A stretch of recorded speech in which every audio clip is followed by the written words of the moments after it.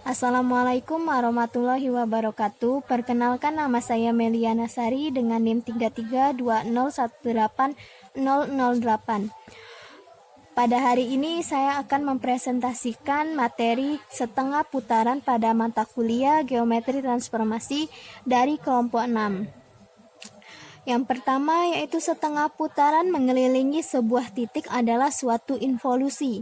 Suatu setengah putaran mencerminkan setiap titik bidang pada sebuah titik tertentu sehingga disebut juga pencerminan pada suatu titik.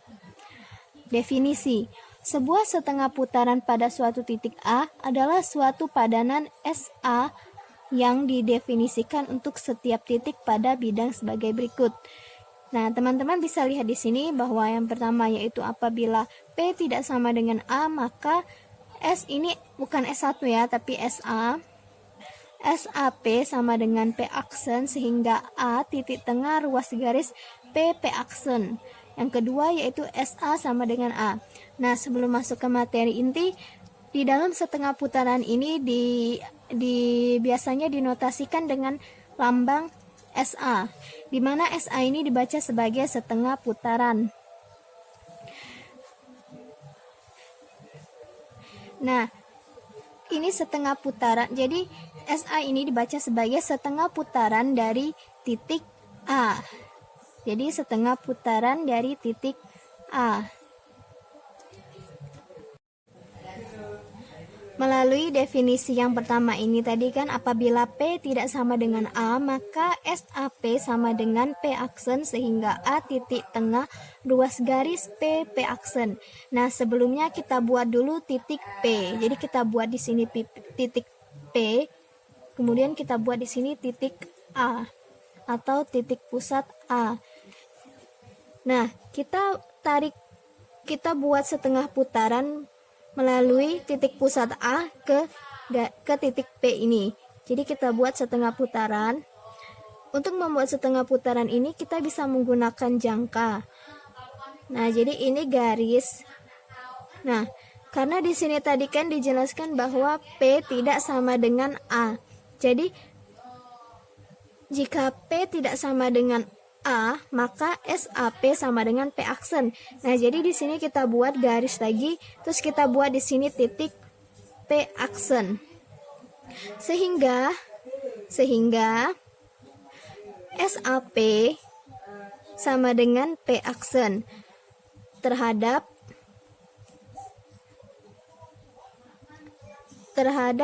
titik A. Nah, di mana titik A ini berada di tengah-tengah garis P dan P aksen. Jadi di tengah-tengah garis P aksen. Selanjutnya yaitu teorema 7.1 yang bunyinya, andaikan A sebuah titik dan G beserta H dua garis tegak lurus yang berpotongan di A, maka SA sama dengan MGMH. Nah, sebelum kita mencoba untuk membuat gambarnya, kita lihat dulu di sini bahwa yang ada di keterangan ini kan bahwa A adalah sebuah titik. Jadi kita buat A adalah sebuah titik. Jadi A ini sebuah titik. Kemudian G dan H. Jadi di sini G dan H adalah garis yang tegak lurus. Maka ini SA sama dengan MGMH. Nah, kemudian kita untuk membuktikannya diketahui. Nah, ini tadi kan sudah ada bahwa diketahui ini. Nah, jadi untuk kasus yang pertama yaitu P tidak sama dengan A. Karena G tegak lurus H, maka dapat dibentuk sebuah sistem sumbu ortogonal dengan G sebagai sumbu X dan H sebagai sumbu Y. A sebagai titik asal. Nah, jadi di sini kita buat garis menggunakan mistar. Nah, selanjutnya kita coba membuat gambar. Jadi di sini kita buat garis. Karena di situ dijelaskan bahwa G dan H yaitu garis yang tegak lurus, maka kita bisa membuat sebuah sistem sumbu ortogonal di mana ada sumbu X dan sumbu Y. Nah, jadi di sini kita buat sebagai garis G tadi. Jadi kita buat ini G. Terus di sini ini adalah H. Nah, di sini tadi dijelaskan bahwa garis G dan H itu tegak lurus dan berpotongan di titik A. Jadi karena dia berpotongan, jadi letaknya di sini. Ini kita buat titik A. Nah, jadi di sini titik A. Terus selanjutnya kita buat titik P. Nah, misalnya kita di sini buat titik P. Kemudian kita tarik garis membentuk setengah putaran. Nah, kalau ini kita buat setengah putaran kan di sini letaknya. Jadi di sini kita buat titik sebagai P aksen. Nah, kemudian ini tadi kita andaikan P, jadi kita andaikan P X, Y tidak sama dengan A, dan SA P sama dengan P aksen X1, Y1. Nah, ini kan tadi titik P, kita buat di sini pencerminan dari titik P. Jadi pencerminan dari titik P ini kita buat di sini. Nah, di sini kita buat titik. Karena ini kan sudah P aksen, jadi biar tidak keliru, jadi kita buat saja di sini sebagai P1 atau pencerminan dari P ini tadi. Nah, dari pencerminan P ini tadi kita bisa buat garis. Jadi bisa kita buat garis. Nah, terus ini kita tarik garis juga. Ini setengah putaran dari P tadi.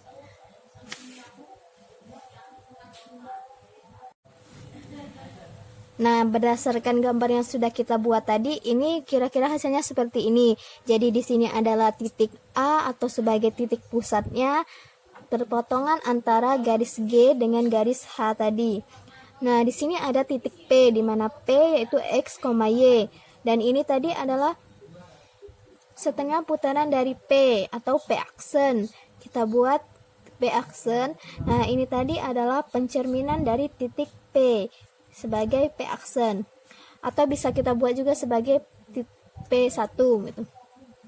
Nah, ini P aksen, ini bukan min X, min Y ya. Jadi ini kita bisa buat sebagai X1, Y1. Kenapa X1, Y1? Karena ini tadi kan setengah putaran dari PX, Y tadi. Jadi kita buat sebagai P aksen X1, Y1. Nah, ini tadi kan garis H, jadi ini bisa kita tulis sebagai sumbu Y. Dan ini sebagai sumbu X. Ditunjukkan bahwa setiap P berlaku putaran P sama dengan MG MHP. Misalkan P X, Y tidak sama dengan A, dan SAP sama dengan P aksen X1, Y1. Karena SAP sama dengan P aksen, maka A titik tengah P aksen. Sehingga titik 0,0 sama dengan X1 ditambah X dibagi 2.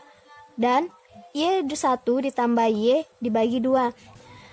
Kenapa dibagi 2? Karena di antara garis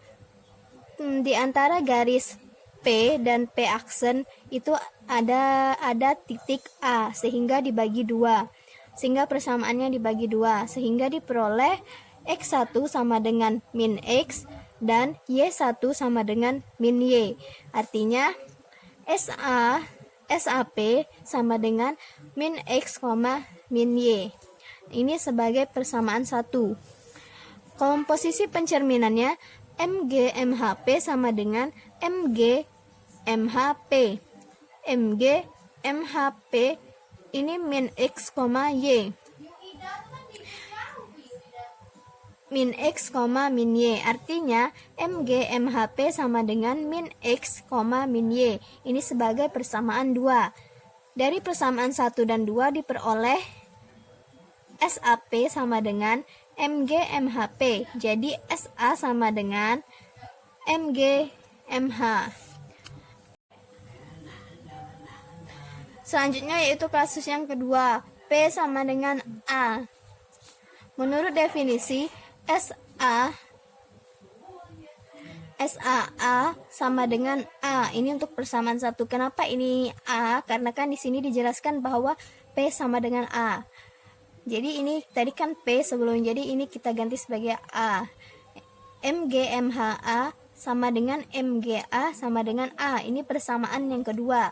Dari persamaan 1 dan 2 diperoleh SA A atau setengah putaran A sama dengan pencerminan G pencerminan H A. Jadi SA sama dengan MGMH.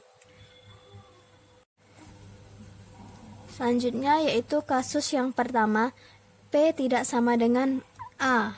Karena P tidak sama dengan A, maka MGMHP sama dengan SAP. MHMGP sama dengan MHMGP sama dengan MH X, min Y. Ini sesuai dengan gambar tadi ya. Jadi ini X, Y sama dengan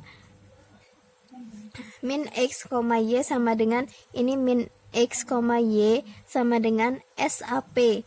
Diperoleh MGMHP sama dengan SAP sama dengan MHMGP. Jadi MGMH sama dengan MHMG. Nah, untuk kasus yang kedua yaitu P sama dengan A. Karena P sama dengan A, maka MGMHA sama dengan MGA sama dengan A. Nah, jadi sini kita bisa buat jadi MG MH A sama dengan itu, ini kita buat sama dengan itu sama dengan MG A sama dengan A atau MH A sama dengan A, sehingga MHMGA sama dengan MH A sama dengan A. Jadi ini tadi dan ini diperoleh MGMHA sama dengan MHMGA. Jadi terbukti bahwa MGMH sama dengan MHMG. Selanjutnya yaitu teorema 7.3. Jika SA setengah putaran, maka S inverse A sama dengan SA. Nah, untuk membuktikannya, andaikan G dan H dua garis yang tegak lurus, maka MGMH sama dengan setengah putaran dengan A titik potong antara G dan H. MGMH inverse sama dengan M inverse H, M inverse G sama dengan S inverse A. Karena M inverse H sama dengan MH dan M inverse G sama dengan MG, maka MHMG sama dengan S inverse A. Karena G tegak lurus H, maka menurut teorema 7.2 yang sebelumnya tadi, MGMH sama dengan MHMG. Sedangkan menurut teorema 7.1, setengah putaran pada titik pusat A sama dengan MGMH, sehingga diperoleh S inverse A sama dengan MHMG sama dengan MGMH sama dengan setengah putaran. Jadi S inverse A sama dengan setengah putaran. Ya, jadi ini jadi inverse S inverse A ini sama dengan setengah putaran dari titik pusat A ini, karena jika dibolak-balik pun akan menghasilkan hasilnya yang sama. Selanjutnya yaitu teorema 7.4, bahwa jika A sama dengan A, B dan P sama dengan X, Y, maka SAP sama dengan 2A min X, 2B min Y. Nah, jadi di sini titik pusatnya adalah A dan ini P adalah yang akan disetengah putarkan. Jadi setengah putar dari P. Nah, untuk membuktikannya yang pertama itu kasus pertama, jika P tidak sama dengan A. Misalkan P double aksen sama dengan X1, Y1 dan SAP sama dengan P double aksen, maka A titik tengah dari P P double aksen, sehingga diperoleh titik A, B sama dengan X1 ditambah X per 2, Y1 ditambah Y per 2. Maka X1 ditambah X per 2 sama dengan A. Jadi ini tadi kita ini sebagai A, dan Y1, Y1 ditambah Y per 2 sama dengan B. Sehingga diperoleh, nah ini kita buat persamaannya, jadi kita tulis ini tadi X1 ditambah X per 2 sama dengan A. Jadi X1 ini kita keluarkan, jadi X1 ditambah X sama dengan, ini kita kalikan, jadi ini 2A, X1 sama dengan 2A min X. Karena ini kan, jadi X1 nya kita buat sama dengan, jadi ini kita pindah ke ruas kanan, jadi 2A plus min X. Ini sebagai persamaan 1. Nah ini sama dengan persamaan yang kedua ini, jadi ini 2B min Y. Nah, dari persamaan 1 dan persamaan 2 tadi, maka X1, Y1 sama dengan 2A min X, 2B min Y. Karena SAP sama dengan P double aksen, maka SAP sama dengan X1, Y1 sama dengan 2A min X, 2B min Y. Jadi, SAP sama dengan 2A min X, 2B, 2B min Y. Nah, untuk kasus yang kedua, nah ini tadi, jadi ini terbukti ya, jadi ini tadi terbukti bahwa SAP sama dengan 2A min X, 2B, 2B min Y. Selanjutnya itu kasus yang kedua, P sama dengan A. Karena P sama dengan A, maka X, Y sama dengan A, B, yang artinya X itu sama dengan A dan B ini sama dengan Y. Jadi SAP sama dengan SA. Ini SAA. Oh, ini karena tadi dijelaskan bahwa P sama dengan A. Jadi ini SAA sama dengan A sama dengan A, B. Titik A, B sama dengan 2A min A, 2B min B. Kenapa di sini 2A dikurang A? Karena tadi kan dijelaskan bahwa A itu sama dengan X. Jadi karena tadi sebelumnya itu bahwa 2A min X, jadi di sini kita buat 2A min A.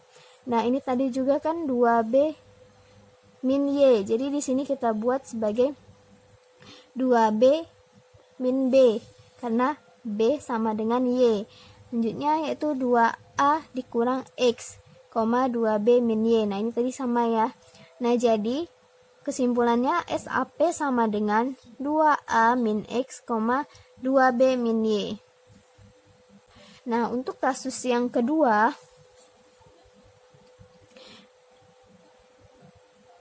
nah ini tadi, jadi ini terbukti ya. Jadi ini tadi terbukti bahwa SAP sama dengan 2A min X, 2B, 2B min Y.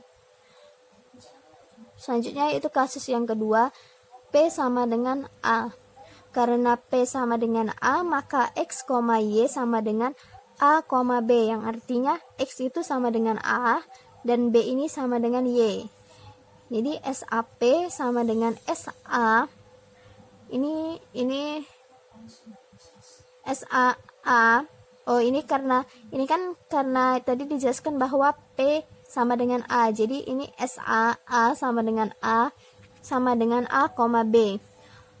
Titik A, B sama dengan 2A min A, 2B min B. Kenapa di sini 2A dikurang A? Karena tadi kan dijelaskan bahwa A itu sama dengan X. Jadi karena tadi sebelumnya itu bahwa 2A min X, jadi di sini kita buat 2A min A. Nah, ini tadi juga kan 2B min Y. Jadi di sini kita buat sebagai 2B min B karena B sama dengan Y. Selanjutnya yaitu 2A dikurang X, 2B min Y. Nah, ini tadi sama ya. Nah, jadi kesimpulannya SAP sama dengan 2A min X, 2B min Y. Selanjutnya yaitu lanjutan setengah putaran. Nah, jadi kita ingat lagi tentang refleksi atau pencerminan. Jadi definisi refleksi atau pencerminan adalah MG A sama dengan A, A anggota G. Yang kedua yaitu MGP atau pencerminan G sama dengan P aksen yang bersifat G adalah sumbu ruas garis P aksen. Jadi jelas bahwa terdapat A anggota G yang dicerminkan terhadap garis G, maka A berhimpit dengan petanya. Titik yang demikian dinamakan titik tetap atau invarian refleksi. Definisi: A dinamakan titik tetap atau invarian. Transformasi T apabila berlaku TA sama dengan A. Nah, dari definisi tersebut dapat kita peroleh bahwa sebuah refleksi garis G memiliki tak hingga banyaknya titik tetap, yaitu semua titik pada sumbu refleksi G itu sendiri. Sedangkan pada sebuah setengah putaran di PSP, setengah putaran SP, maka satu-satunya titik varian adalah P, sebab SPP sama dengan P, atau setengah putaran P sama dengan P, dan SPX sama dengan X aksen, dan X bukan anggota dari P, dan P titik tengah ruas garis X aksen. Definisi: sebuah transformasi T yang bersifat bahwa sebuah garis petanya juga garis dinamakan kolineasi. Karena setiap isometri adalah suatu kolineasi, maka refleksi dan setengah putaran adalah suatu kolineasi. Di antara kolineasi tersebut ada yang disebut dengan dilatasi. Selanjutnya, definisi suatu kolineasi dinamakan suatu dilatasi delta jika untuk setiap garis G berlaku sifat delta G sejajar dengan garis G. Nah, untuk membuktikan bahwa sebuah transformasi T ini adalah suatu isometri, maka kita bisa membuat gambar ilustrasinya. Jadi kita buat di sini dulu terlebih dahulu. Kita misalkan garis G. Jadi di sini kita buat garis G. Ini kita buat garis G. Nah, kemudian kita buat titik A. Misal kita buat titik A di sini sebagai titik pusat. Jadi di sini kita buat titik A. Nah, kemudian di garis ini kita buat dua titik. Nah, misalnya di sini kita buat sebagai titik Q. Di sini sebagai titik P. Nah, dari titik P dan titik A ini kita buat setengah putaran melalui titik A ini. Nah, jadi ini tarik garis. Terus ini kita tarik ke sini. Ini kan titik pusatnya. Jadi kita buat jadi kita buat setengah putaran melalui titik pusat ini. Nah, kita tarik garis. Nah, anggap saja di sini sebagai titik P aksen. Nah, selanjutnya dari titik pusat ini kita buat setengah putaran melalui titik pusat ini ke titik Q. Jadi sini kita buat tarik garis. Terus di sini kita buat titik Q aksen. Nah, dari garis ini dari titik ini kita buat garis. Nah, selanjutnya jadi garis yang ini tadi kita buat sebagai G aksen. Nah, dari P aksen ini kita buat SA P, dan dari Q aksen ini kita buat SA Q. Nah, ini adalah sebagai isometri. Jadi terbukti bahwa ini adalah isometri. Nah, untuk definisi yang kedua ini selanjutnya akan dijelaskan oleh teman saya yang akan dijelaskan pada video selanjutnya. Nah, terima kasih untuk teman-teman semua, semoga apa yang disampaikan bisa diterima dengan baik dan mohon maaf apabila dalam penyampaian terdapat kesalahan maupun kekeliruan. Wassalamualaikum warahmatullahi wabarakatuh.